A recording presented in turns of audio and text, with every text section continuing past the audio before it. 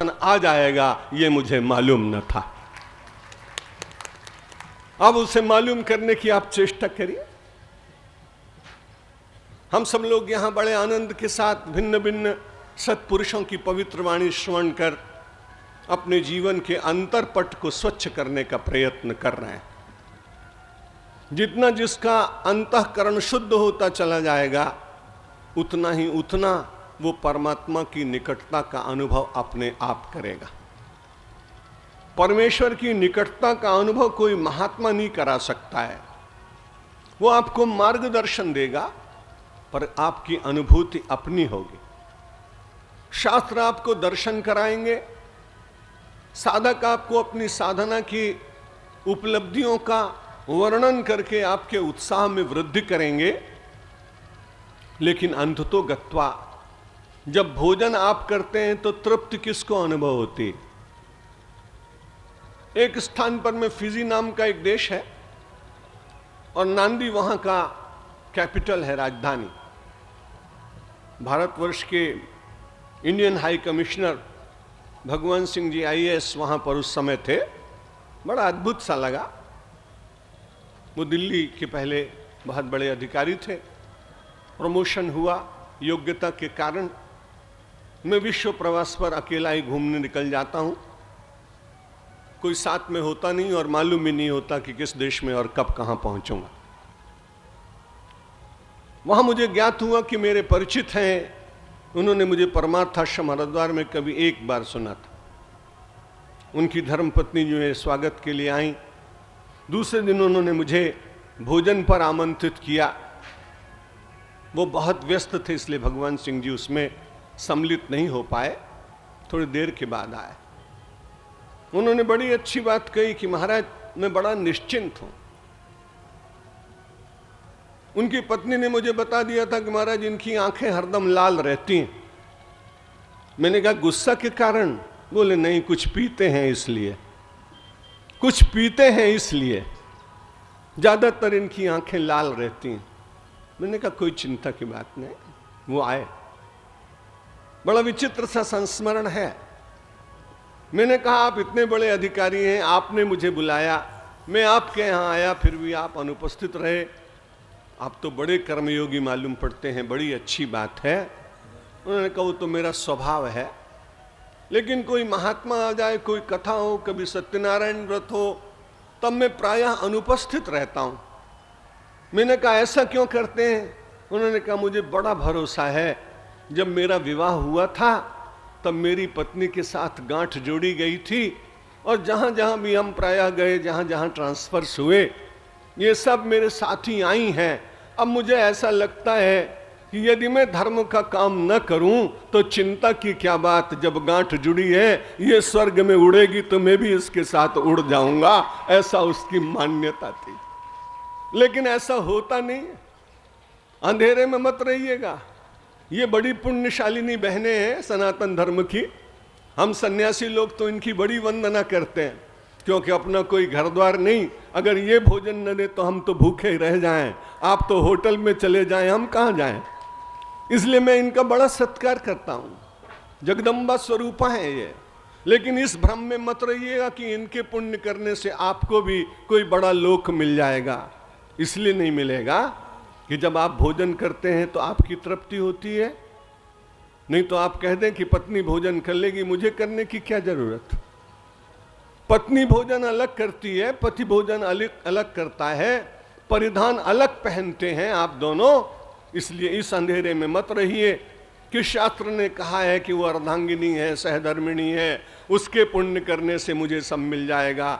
यहां तो सब कुछ अपने अपने करने से मिलता है। इसलिए आप साधना करिए, आप जीवन को पवित्र बनाइए और फिर बाद में मत कहना कि उनके पुण्य से मैं चला जाऊंगा स्वर्ग में, मुझे मालूम न था। ऐसा न कहना पड़े आपको। आपको मालूम होना चाहिए, आपको ज्ञात होना चाहिए। जो जीवन का सत्य है उसे स्वीकार करके, और यदि आप बढ़ने का प्रयत्न करेंगे तो परमात्मा की ओर चलने वाले के लिए परमात्मा कई कदम आगे बढ़कर आता है। यह ज्ञात होता नहीं है व्यक्ति को। जब विभीषण भगवान के पास गया, उसे मालूम था कि मुझे लंका का राज्य मिलेगा क्या। उस दिन उसको ज्ञात नहीं था कि इतनी जल्दी मेरा विशेषण बदल दिया जाएगा, लेकिन मन में एक आकांक्षा थी कि मुझे राज्य मिले। परमात्मा के दर्शन होने के बाद एक बड़ी अच्छी बात है, जितनी जितनी आपके जीवन में आध्यात्मिकता का विकास होगा, उतनी उतनी इच्छाएं आपकी अपने आप कम होती चली जाएंगी। यदि आपको जबरदस्ती कोई करे कि आप अपनी इच्छाओं का परित्याग करें तो आप कर पाएंगे नहीं, ऐसी चेष्टा करिएगा भी नहीं। रस रस सुख सरित सर पानी, कि ममता त्याग करई जिम ज्ञानी। जैसे ज्ञान के मार्ग पर चलने वाला व्यक्ति अपने मन को देखते हुए, अपनी वृत्तियों को देखते हुए, अपने चिंतन को देखते हुए, अपने आचरण को देखते हुए, अपने व्यवहार को देखते हुए, अपनी कृति को देखते हुए और फिर धीरे धीरे बढ़ने का प्रयत्न करता है, तब उसको लगता है कि इस ज्ञान के मार्ग पर चलने से मेरा परिष्कार हो रहा है, मुझ में शुद्धता आ रही। कल मैंने निवेदन किया था कि अपना पूरा देश शासन और प्रशासन की बहुत चिंता करता है। कल मैंने अपने उपसंहार में एक शब्द कहा था, यदि शासन और प्रशासन की बहुत चिंता न कर, मानव अनुशासन की चिंता करे तो शासन भी ठीक हो जाए और प्रशासन भी ठीक हो जाए। उसी अनुशासन को हम लोग अपनी आध्यात्मिक भाषा में संयम कहते हैं, साधना कहते हैं, अंतर्मुखी जीवन की यात्रा कहते हैं। अपने जीवन के तामसिक व्यवहार के परिवर्तन से राजसिक व्यवहार में, और राजसिक व्यवहार से सात्विक व्यवहार में, और परमात्मा की कृपा हो जाए तो सात्विक व्यवहार से भी आप इन तीनों गुणों से ऊपर उठकर त्रिगुणातीत होने का प्रयत्न करते हैं। बहुत कठिन है। आज जब मैंने प्रवचन प्रारंभ किया, मेरे लिए बड़ी कठिनाई है कि बहुत ज्यादा शब्द इधर उधर से हों तो बोलने में थोड़ी कठिनाई होती है। इतने निकट बज रहे थे बाजे, तो मैं भगवान से प्रार्थना कर रहा था कि भाई प्रज्ञा भारती जी में तो इतनी शक्ति है कि वो सब कोलाहल के बीच में भी बोल सकती हैं, हमारी योग्यतम शिष्याओं में प्रथम कोटि में है वो। लेकिन मेरी ये बड़ी कठिनाई, इसलिए मैं तो भगवान से 5 मिनट पहले से प्रार्थना कर रहा था कि महाराज ये दोनों तरफ से बजने वाले बाजे थोड़े कम हो जाएं तो बड़ी अच्छी बात। मैं तो प्रत्यक्ष वरदान देख रहा हूं, वो बज रहे हैं लेकिन दूर चले गए। संसार बजे लेकिन जरा दूर से बजने दीजिए, और अंतर में परमात्मा की ध्वनि गूंजने दीजिए। बाजों को आप बंद नहीं कर सकते हैं। बहुत पहले अपने प्रवचन में संभवतः कभी कहा होगा, एक घोड़ा तांगा वाला अपने तांगे को ले जा रहा था। घोड़ा बड़ा प्यासा था। उसने देखा एक छोटे से स्थान पर पानी भरा हुआ है, उसे पिलाने के लिए ले गया। जब पिलाने लगा तो कठिनाई ये हुई, विद्युत प्रवाह था नहीं, इसलिए पानी लाने के लिए जनरेटर उसे चलाना पड़ रहा था। जनरेटर बहुत निकट था। घोड़े ने कभी जनरेटर की इतनी आवाज सुनी नहीं थी। पानी पीने की इच्छा होने पर भी नान में जैसे ही अपना मुंह डाला कि बिचक गया। अब ये बड़ी कठिनाई थी कि घोड़ा प्यासा रहता तो उसकी गति बंद हो जाती, वो चल न पाता, गिर पड़ता, थक जाता, श्रांत हो जाता, क्लांत हो जाता। तुरंत उतरा उसका पालने वाला व्यक्ति, उसने उसकी पीठ पर हाथ फिराया। वो उसकी भाषा समझता होगा। उसने कहा, देख घोड़े, अगर जनरेटर बंद कर देंगे तो पानी नहीं आएगा, तू प्यासा का प्यासा रह जाएगा। इसलिए एक काम करके जनरेटर वाले का जनरेटर चलता रहे, पानी आता रहे, तू पानी पी ले, तेरी प्यास बुझ जाए। जब ये सब हो रहा था तो मैंने सोचा बाजे बजते रहें और हमारा ये जीव रूपी अश्व सत्संग रूपी पानी पी ले और बैंड बजते रहें, कोई चिंता की बात नहीं। क्योंकि सारी स्थितियां अनुकूल हो जाएं और फिर कोई आदमी कहे कि अब हम साधना करेंगे।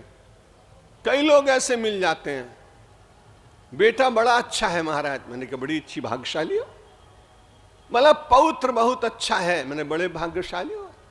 बोले अब पौत्र के एक पुत्र और हो जाए फिर हम सोचते हैं हरिद्वार आए। मैंने कहा फिर तुम तो नहीं आओगे, शायद पोटली में बंद के भले ही आना पड़े। इसलिए जब तक मानव के पास ये शक्ति है, भर्तरी जैसे एक महापुरुष बार बार कहते हैं, यावत स्वस्थ कलेवरमिदम यावच्च दूरे जरा यावच्चेन्द्रिय शक्तिर अप्रतिहता यावत क्षयो नायोषा। जब तक मनुष्य के शरीर में बल बना हुआ है, जब तक मानव की इंद्रियां बलवान हैं, उन बलवान इंद्रियों के द्वारा केवल भोग पदार्थों का सेवन किया जाए ऐसा तो कोई उचित बात नहीं। आप गृहस्थ हैं, उसका नियमन करते हुए जितना उचित है वो संसार के पदार्थों का सेवन करें, निषेध नहीं। लेकिन याद रखिएगा कि संसार के समस्त पदार्थों का एक व्यक्ति भी पूरा उपभोग करे तो ये पदार्थ पहले तो उसको मिल ही नहीं सकते, और यदि मिल भी जाए और उनका वो कटिबद्ध होकर सेवन करने का प्रयत्न करे तो उसके परिणाम में भोगे रोग भयम, उसके परिणाम में उसको रोग की प्राप्ति होगी। और जब पदार्थों का उपभोग नहीं कर सकेगा, मन बुद्धि चंचल, शरीर शिथिल, पदार्थ रखे सामने शक्ति है नहीं, तो उसके बाद पहले भोगेगा, सीमा पर पहुंचेगा, किसी के बारंबार कहने पर उसका परित्याग करेगा नहीं। परिस्थितियां जब उसका त्याग कराएंगी तब होगा क्या, उन पदार्थों को देखेगा और निरंतर शोकग्रस्त हो जाएगा। इसलिए भोग अंत तो गत्वा या तो रोग प्रदान करते हैं या मनुष्य को शोक प्रदान करता है। इसलिए उनकी मर्यादा बांधने का हमारे शास्त्रों ने बार बार संदेश दिया है। आप वैरागी बन जाएं, हमारी तरह भगवा वस्त्र पहने, ऐसी कोई आवश्यकता नहीं। आप जंगल में चले जाएं, ये भी आवश्यक नहीं। आप किसी प्रकार का वेश विन्यास बनाएं, ये भी आवश्यक नहीं। लेकिन जैसा शास्त्री जी ने अभी सुनाया था ना आपको, हनुमान जी खाली आंखें बंद रखते हैं और जब जब समय मिलता है तो प्रभु का नाम जप करते हैं। जितना कर्मयोगी हनुमान जी हैं उतना कोई हो नहीं सकता, और जितने भक्ति योगी हैं भगवान के परम भक्त हनुमान जी, उतना कोई हो नहीं सकता। और भक्ति और कर्मयोग के साथ सब कुछ विस्मरण कर अपने अंतःकरण में अपने आराध्य का दर्शन कर आत्मस्वरूप में स्थित होने वाला ऐसा ज्ञान योगी आपको संसार में नहीं मिल सकता। इसलिए हनुमान जी भक्त हैं, हनुमान जी कर्मयोगी हैं, हनुमान जी ज्ञानी हैं। और कई बार तो मुझे ऐसा लगता है कि कर्मयोगी भक्त और ज्ञानी होने पर भी कुछ ऐसा उनको करना पड़ा जो सामान्य व्यक्ति करने में घबराएगा। जब उनके सामने परिस्थिति ऐसी आ गई तो लोगों ने उनको बांध लिया। बांधने से पहले उन्होंने रावण के एक पुत्र का वध कर दिया, प्राणांत कर दिया। जब रावण ने पूछा तुमको शर्म नहीं आती, दूसरे के देश में आए, फल खाए, यहां के नियमों को तोड़ा, मेरे पुत्र को मार डाला। हनुमान जी कितनी सरलता से उत्तर देते हैं, मैंने नहीं मारा, जिन मोहि मारे तिन में मारे, अरे तापर बांधे से तनय तुम्हारे। भारतवर्ष की संस्कृति केवल मार खाना नहीं जानती, याद रखना। बहुत सहिष्णुता होनी चाहिए, सीमा होनी चाहिए। लेकिन हनुमान जी का यह भी आदर्श याद रखिएगा कि जिन मोहि मारे तिन में मारे। इसलिए नरेंद्र मोदी की बड़ी बदनामी हुई, लेकिन वो घबराया नहीं, जिन मोहि मारे तिन में मारे। हनुमान जी का अच्छा उपासक व्यक्ति मैं मानता हूं उसको। चलिए विषयांतर हो जाएगा, आजकल राजनीति की चर्चा नहीं करनी चाहिए, अभी आचार संहिता लगने वाली। मैं तो आपको अध्यात्म की ओर ले चलता हूं कि आप बाहर भले किसी को मत मारिए, लेकिन अपने मन को मारने की चेष्टा करिए। जो संसार में अपने ऊपर विजय प्राप्त करता है वही सच्चा विजयी होता है। भगवान आदि शंकराचार्य से किसी ने पूछा, जीतम जगत के, इस सारे संसार को किसने जीता?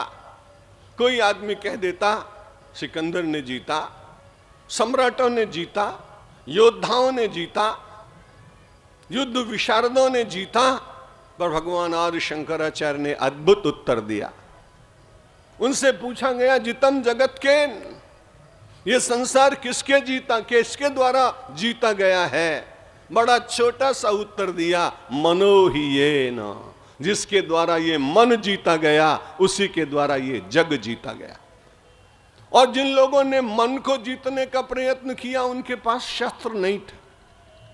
पूरा आप संतों का इतिहास देख लें, श्वेत वस्त्रों पर रक्त के दाग, हाथ में खड़ग, विजय के मद से झूमता हुआ शरीर, अश्व के ऊपर बैठा हुआ सम्राट, उधर से देखा श्वेत चीवर पहने हुए, मुख पर दिव्य तेज, चाल में शांति, हाथ में भिक्षा पात्र।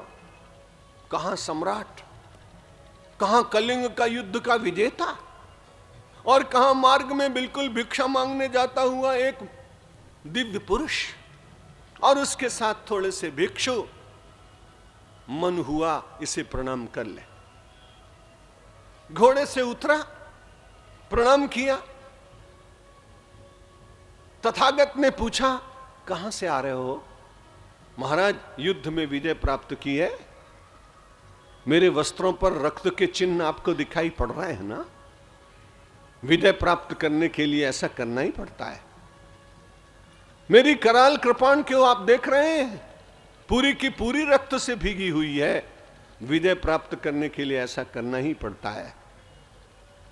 अमिताभ ने पूछा, बुद्ध ने पूछा, पूर्व सिद्धार्थ ने पूछा, विजय मिली, आनंद भी मिला क्या? रात्रि में सुखपूर्वक सो जाते हो ना? नहीं, नींद नहीं आती।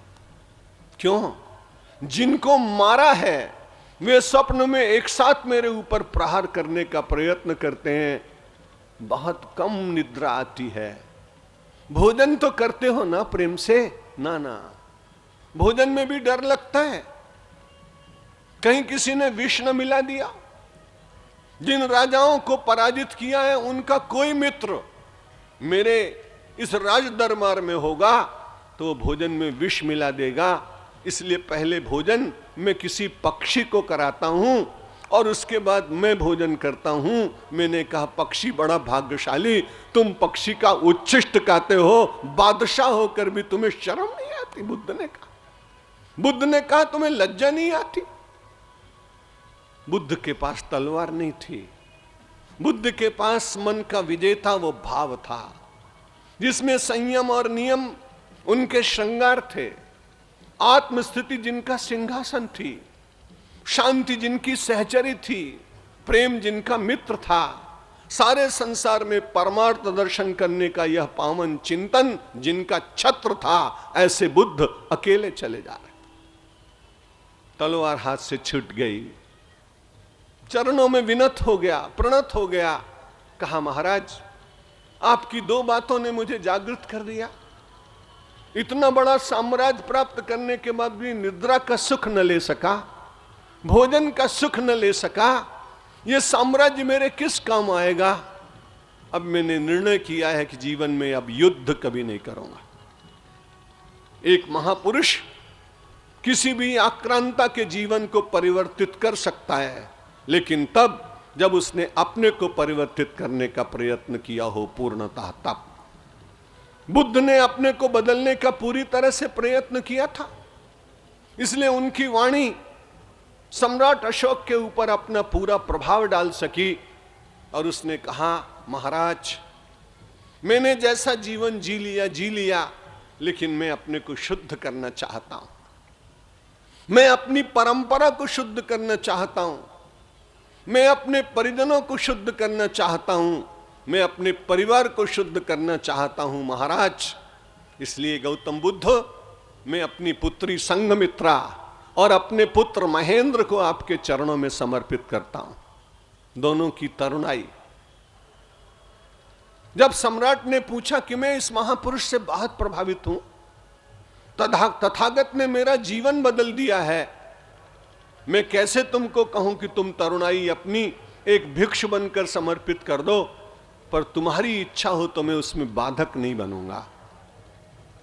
संघमित्रा और महेंद्र ने गौतम बुद्ध की ओर देखा और देखने के बाद उन्होंने कोई निमंत्रण नहीं दिया, उन्होंने नहीं कहा कि तुम त्यागी बन जाओ, पर उनके आभा मंडल से प्रभावित, उनकी ज्योति से प्रभावित उस तरुण ने अपने जीवन में वह मार्ग स्वीकार किया जो शांति और आनंद का मार्ग।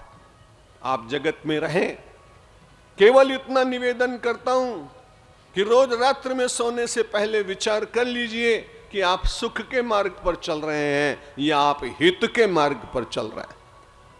सुख का मार्ग बहुत प्रिय लगता है और हित का मार्ग थोड़ा अप्रिय होता है। आप अस्वस्थ हो गए, वैद्यराज जी से औषधि ले आए, उन्होंने कहा आप बहुत जल्दी बिल्कुल स्वस्थ हो जाएंगे, लेकिन मेरी एक बात का ध्यान रखना कि केवल 7 दिन तक बहुत सादा भोजन करना, अधिक मिष्ठान्न नहीं, चटपटे पदार्थ नहीं, भला हो उस ऋतु का जिसमें होलिका का पर्व आ गया। बहुत अच्छी गुझियां बनी, परिवार के लोगों ने बहुत अच्छी पकौड़ी बनाई, रोगी की नासिका पर गंध गई। उसने कहा आज क्या बन रहा है? अरे आज तो गुजिया भी बन रही हैं, पकौड़ी भी बन रही हैं, समोसा भी बन रहा है। उन्होंने कहा एक एक दे दो ना। अरे वैद्य जी ने आपको मना किया है ना। अरे बोले इन पदार्थों से तो मुझे बड़ा सुख मिलता है, मुझे दे दो ना।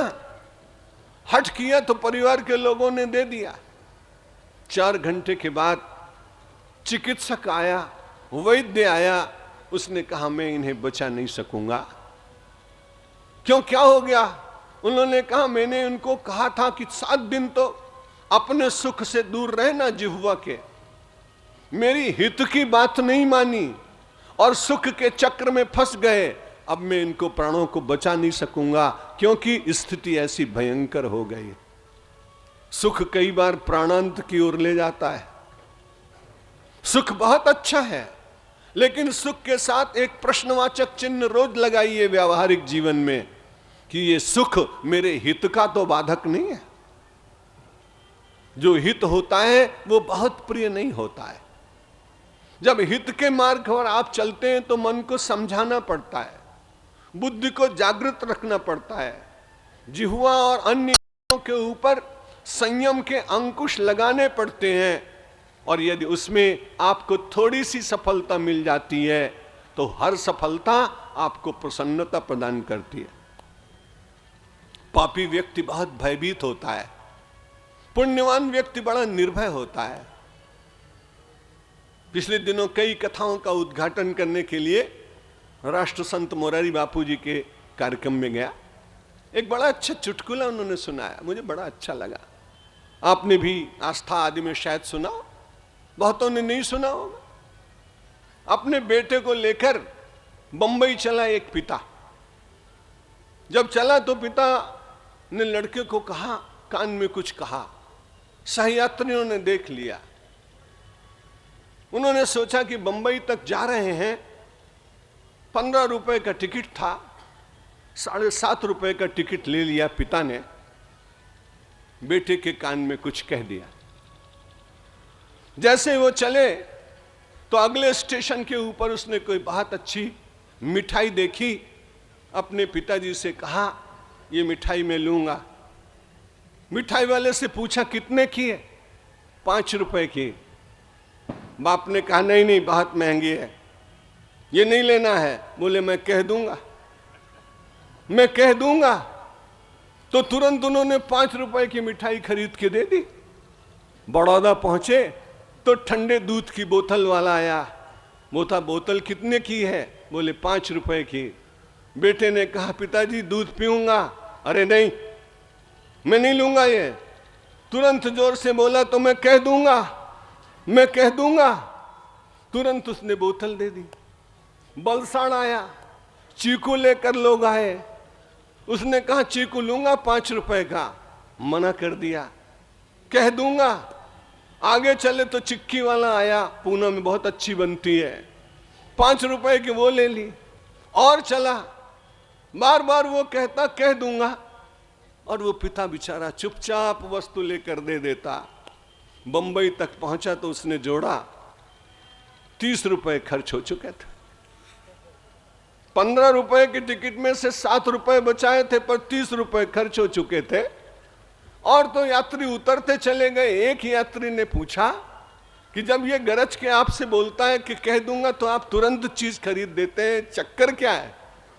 उसने कहा बात यह है कि उसकी उम्र है तो 25 वर्ष की, दिखने में दिखता है 10 बरस का, इसलिए मैंने कहा किसी को मत बताना कि तेरी उम्र 25 वर्ष की है, आधा टिकट ले लेता हूं। इसलिए हर स्टेशन पे मुझे दबाता रहा, कह दूंगा। अब मैं क्या करता साहब, नहीं तो पकड़ा जाता और दंड भी लग जाता, इसलिए मैं करता रहा। छोटा सा पाप, छोटा सा झूठ मानव को कितनी देर तक तंग करता रहा पूरी यात्रा में। आप सोचिए कि एक छोटी सी यात्रा का एक छोटा सा असत्य यदि किसी मानव को इतना तंग कर सकता है, तो जीवन की यात्रा का असत्य आपको कितना तंग करेगा, इस पर भी कभी कभी विचार कर लीजिए। इसलिए ज्ञानामृत समारोह में मैं आपसे कुछ ऐसी बात कहूंगा जो आपको बहुत प्रिय नहीं लगती होगी, क्योंकि इस बात की चिंता सन्यासी को नहीं होनी चाहिए। सचिव वैद्य गुरु तीन जो प्रिय बोलाई भयास, राज धर्म तन तीन कर होए बेग ही नाश। राजा को जो मंत्री है उसको समाज की ठीक स्थिति अपने राजा को बतानी चाहिए। राजा साहब जा रहे थे शाम को, बहुत सारे श्रगाल बोल रहे थे। मंत्री से पूछा भाई क्या बात है, सबके लिए व्यवस्था की गई है, जयकाल क्यों रो रहे? उन्होंने कहा सरकार ठंडी बहुत पड़ रही, सबके लिए कपड़े हो गए, एक 400 गज कपड़े की व्यवस्था हो जाती तो इनको कपड़े बनवा दिए जाते। बड़ा बुद्धिमान था, उसने सोचा ऐसे सीधे सीधे तो देगा नहीं, जैसा कि आजकल होता है आप जानते हैं, मैं कुछ कहूंगा नहीं। उसने उनको कहा 400 गज कपड़े मिल गए। उसने अपने परिवार के लोगों को, मित्रों को, सबको बांट दिए। अपने परिजनों की गरीबी से चिंतित उस मंत्री ने वो सब कुछ किया जो आज का मंत्री करता है। थोड़े दिनों के बाद फिर से जब राजा निकले सायंकाल तो श्रगाल फिर रो रहे। उनने कहा भाई कपड़े नहीं बनवाए? अरे साहब कपड़े बनवाए। उस दिन की आवाज में और आज दिन की आवाज में जरा ध्यान लगाइए राजा साहब, अंतर है। उस दिन ये रो रहे थे, आज कह रहे हैं जय हो जय हो। कपड़े पहन के नहीं आए जल्दी में, लेकिन आपकी जय जयकार कर रहे हैं। सचिव वैद्य गुरु तीन जो प्रिय बोले भयास। यदि राजा का मंत्री ठीक स्थिति नहीं बताएगा, राज्य नष्ट हो जाएगा। वैद्य अपने रोगी को ठीक सलाह नहीं देगा, उसका प्राणांत हो जाएगा या उसका रोग बढ़ जाएगा। और गुरु के आसन पर बैठने वाले साधु, महात्मा, सन्यासी, प्रचारक यदि समाज को सत्य बात नहीं कहेंगे तो आपका भले कुछ न हो, लेकिन वो गुरुओं को निश्चित रूप से नरक में जाने की तैयारी करनी पड़ेगी। इसलिए इस आसन पर भगवान ने जिन्हें बैठने का अधिकार दिया हो, उन्हें बहुत सावधान रहना चाहिए। व्यक्तिगत स्वार्थ से ऊपर उठकर आश्रम, मठ, मंदिर, पद, प्रतिष्ठा, सिंहासन, चमर, छत्र, सेवक, इन सब की बिना चिंता किए हुए राष्ट्र के कल्याण के लिए जो तत्व है, जो संदेश है, और वो उनका अपना नहीं होता, जो ऋषियों ने संदेश दिया इस देश में, वही संदेश शाश्वत संदेश है, और उसे स्वीकार बिना किए मानव समाज का कल्याण नहीं हो सकता है। इसलिए हमारे शास्त्र कहते हैं, गीता कहती है, आप संसार में रहिए, मन प्रसाद सौम्यत्वम मौनमात्म विनिग्रह भाव संशुद्धि रित्ते तत्तपो मानस मुच्यते। मन की तपस्या करिए, जंगल में मत जाइए, अच्छे कपड़े पहनिए, अच्छा भवन बनाइए, सामर्थ्य के अनुसार आभूषण पहनिए, बहुत अच्छा भोजन भी बना सकते हैं, कोई चिंता की बात नहीं, लेकिन मन को देखिए। यदि कोई वस्त्र पहनने से मन में राजसिक, तामसिक और वासनात्मक विचार जागते हैं तो उनका परित्याग कर देना अच्छा ही होगा। गोस्वामी तुलसीदास जी तो महाराज कहते हैं कि अरे वस्त्रों को तो छोड़ो, अगर कभी जरूरत पड़ जाए तो माता पिता और गुरु को भी छोड़ना पड़ता है। प्रिय नराम वैदेही, जाके प्रिय नराम वैदेही, तजिए ताहे कोट इस बैरी सम यद्यपि परम सने। कितना भी स्नेह करने वाला क्यों ना हो, लेकिन आपके आध्यात्मिक जीवन में सहायक नहीं, आपके जीवन के उस तत्व को जागृत करने में सहायक नहीं जिसके जागृत हो जाने से आप परम आनंद का अनुभव करते हैं। मीराबाई ने पत्र लिखा था तुलसी को, संत तुलसीदास से पूछा था, महाराज राजा बहुत सता रहा है, चित्तौड़ के लोग बहुत तंग कर रहे हैं, उदयपुर के संभ्रांत लोग मेरा बड़ा उपहास कर रहे हैं, अब मुझे क्या करना चाहिए।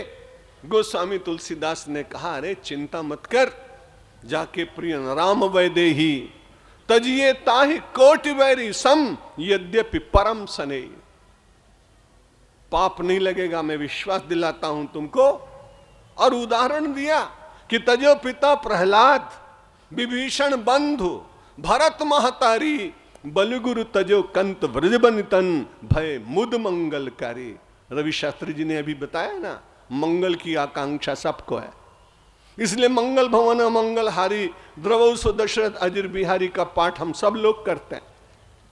उस मंगल की प्राप्ति होती, सीधा रास्ता है, इस रास्ते पर चलते चलते मानव नान्य पंथा विद्यते अयनाय। उपनिषद कहते हैं शांति और आनंद तो आपकी संपत्ति है, आपके पास है, उसकी चाबी भी आपके पास है, वो ताला भी आपने लगा रखा है, उसको खोलने की कला केवल सत्संग के द्वारा आपको प्राप्त हो सकती है, और उसको विवेक कहते हैं। उस विवेक को प्राप्त करने का स्थान हम सब लोगों को भगवत कृपा से ज्ञानामृत समारोह अथवा अन्य जहां जहां आध्यात्मिक कार्यक्रम होते हों, व्यावसायिक कार्यक्रम नहीं, आध्यात्मिक कार्यक्रम होते हों, धर्म के द्वारा संपत्ति प्राप्त करने के जो प्रयत्न होते हों, क्षमा करिए, मैं उन्हें धार्मिक कार्यक्रम कम मानता हूं, उन्हें व्यावसायिक कार्यक्रम मानता हूं। और जब धर्म का व्यवसायीकरण हो जाएगा तब बड़ी कठिनाई होगी। राजनीति बिगड़ चुकी है, और धर्म के क्षेत्र में भी व्यापार यदि आ गया तो इस देश का क्या होगा। इसलिए विचार करने की बात है। विशुद्ध जीवन, स्वामी कृपात्री जी महाराज कैसे दिव्य पुरुष थे, उनकी मान्यताओं से आज के युग में कहीं मतभेद हो सकता है, लेकिन धर्म के द्वारा त्याग के मार्ग पर चलने का जो संदेश दिया गया उसको उन्होंने जीवित रखा, अन्य महापुरुषों ने जीवित रखा। परम पूजनीय गुरुजी डॉक्टर हेडगेवार और उनके अनुयायी सैकड़ों और हजारों प्रचारक अपने जीवन में व्यवसाय करें तो बहुत प्राप्त कर सकते थे, लेकिन उन्होंने चिंता नहीं की, अपने राष्ट्र की चिंता की, अपने समाज की चिंता की, अपने सामाजिक जीवन के उत्थान की चिंता की, और सर्वोपरि भारत माता के गौरव को जीवित रखने के लिए अपने सारी महत्वाकांक्षाओं को धूल धूसरित कर उसके ऊपर प्रासाद नहीं बनाया, निरंतर चलते हुए पर्ण कुटीर का आनंद लेकर भी अपने जीवन में दिव्य आनंद का अनुभव किया। उन महापुरुषों के पद चिन्हों पर चलने वाला यह समाज, ये केवल अर्थ और काम के भीतर लिपट जाए, परमात्मा को दुख होगा। क्योंकि इस संसार में अनेक देश बने हैं। आज प्रातः काल में निवेदन कर रहा था, राष्ट्रीय स्वयंसेवक संघ की शाखा पर कई सौ लोग एकत्रित हुए थे। भारतवर्ष की अपनी विशेषता है। मालवा में मैं प्रवचन करते करते सीधा यहां आया। उज्जैन के आसपास मैंने देखा खेतों में अफीम लगी हुई थी, बड़े श्वेत फूल खिले हुए थे। मेरे चालक ने, जो पहली बार मालवा मेरे साथ गया था, उसने कहा, महाराज ये क्या है? मैंने कहा अफीम के खेत हैं, उत्तरांचल का रहने वाला। उसने कहा थोड़े से बीज ले जाऊं, वहां उगाऊं। मैंने कहा कानूनन अपराध है, और एक बात याद रखना, उत्तरांचल की भूमि में अफीम उत्पन्न नहीं होगी। कश्मीर जब गया तो वहां मैंने केसर देखी, मन हुआ कि यहां से कुछ ले चलें, छोटे छोटे डोडे, और अपने यहां लगाए। उस आदमी से पूछा, उसने कहा आपके हरिद्वार में केसर नहीं होगी, मालवा की भूमि पर ही अफीम होती है। कश्मीर की भूमि पर ये केसर होता है, और परमात्मा को जब अवतार लेना होता है तो भारत भूमि पर ही आता है, उसके लिए और कोई भूमि अनुकूल नहीं। इस पवित्र भारत भूमि का स्मरण देवता लोग करते हैं।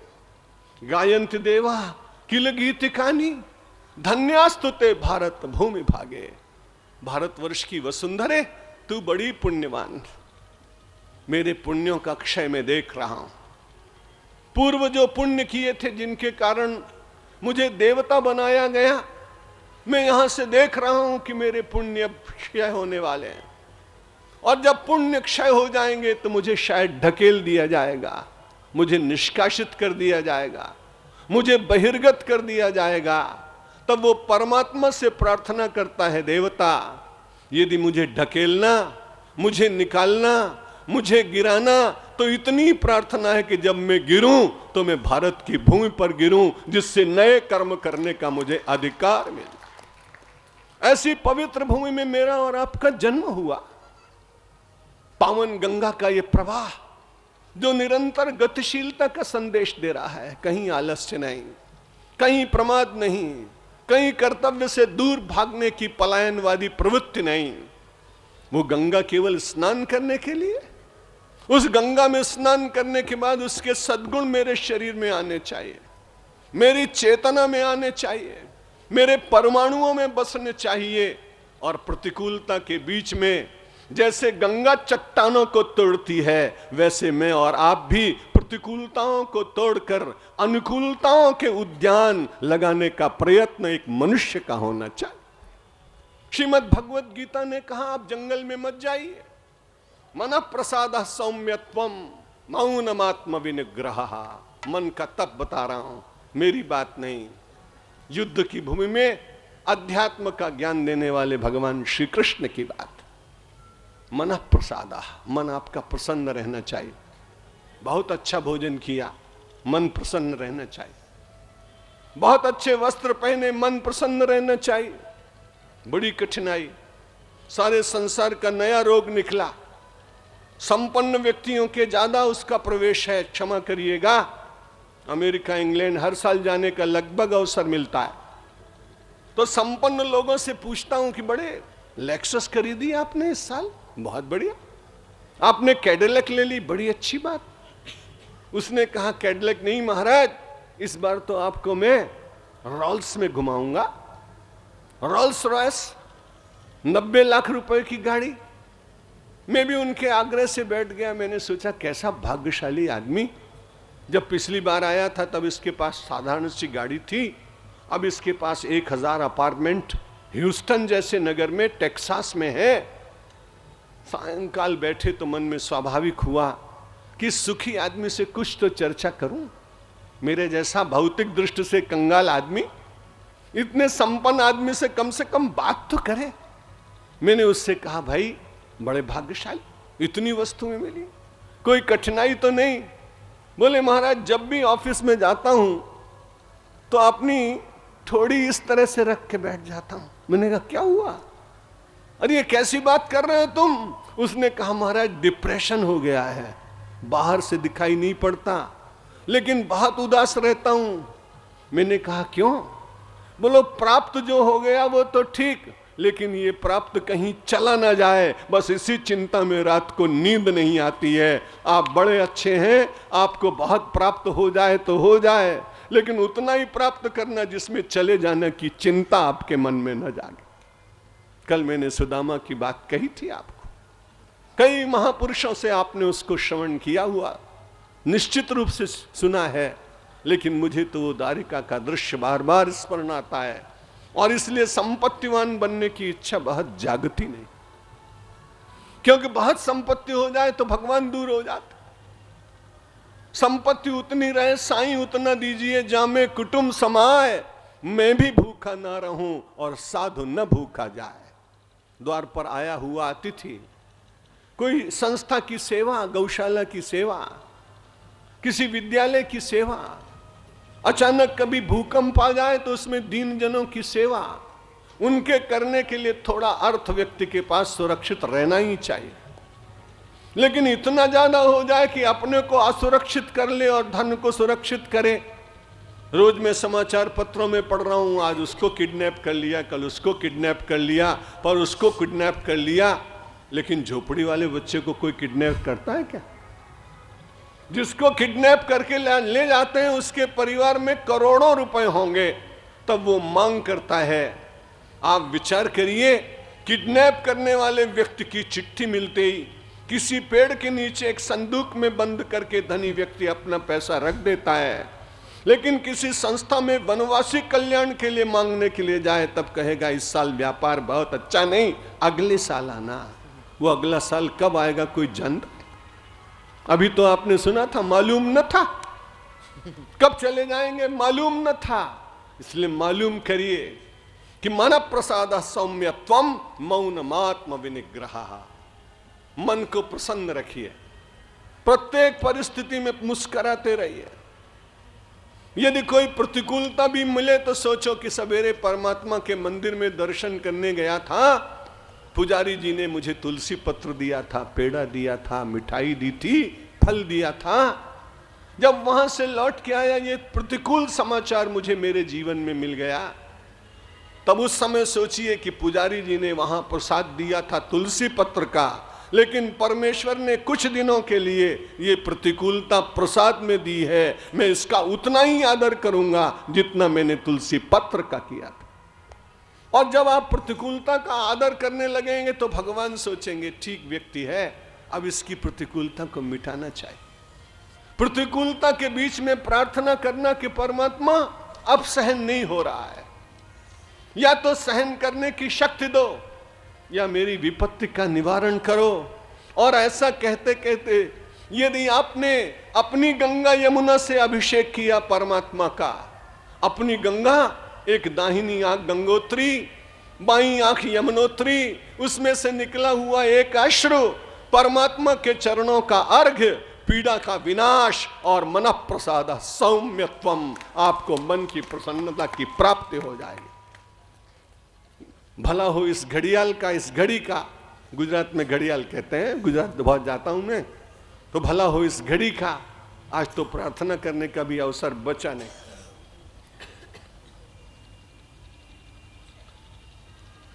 आज छोटी सी प्रार्थना कराएंगे 2 मिनट में, 2 मिनट समय आज अधिक हो जाएगा। यदि आप चाहेंगे तो कल वापस करूंगा, समय का पालन बहुत करता हूं। अब भगवान मेरी नैया उस पार लगा देना, अब तक तो निभाया है, आगे भी निभा देना। बल बल के साथ माया घेरे जो मुझे आकर, तो देखते न रहना, झट आके बचा लेना। भगवान मेरी नैया उस पार लगा देना। संभव है झंझटों में मैं तुमको भूल जाऊं, पर नाथ कहीं तुम भी मुझको न भुला देना। भगवान मेरी नैया उस पार लगा देना। तुम देव मैं पुजारी, तुम इष्ट में उपासक, ये बात अगर सच है सच करके दिखा देना। भगवान मेरी नैया उस पार लगा देना। अब तक तो निभाया है, आगे भी निभा देना। शंकर भगवान की जय। आज एकादशी तो नहीं है ना? शंकर भगवान की जय, रामचंद्र भगवान की जय, कृष्णचंद्र भगवान की जय, जगदम्बे माता की जय, गंगा मैया की जय, गायत्री माता की जय, पवन सुत हनुमान की जय, भारत माता की, सब संतों की, धर्म की, अधर्म का, प्राणियों में विश्व का। हर हर महादेव। अब 2 दिन का सत्संग ये बाकी है। प्रज्ञा भारती जी की ललित वाणी श्रवण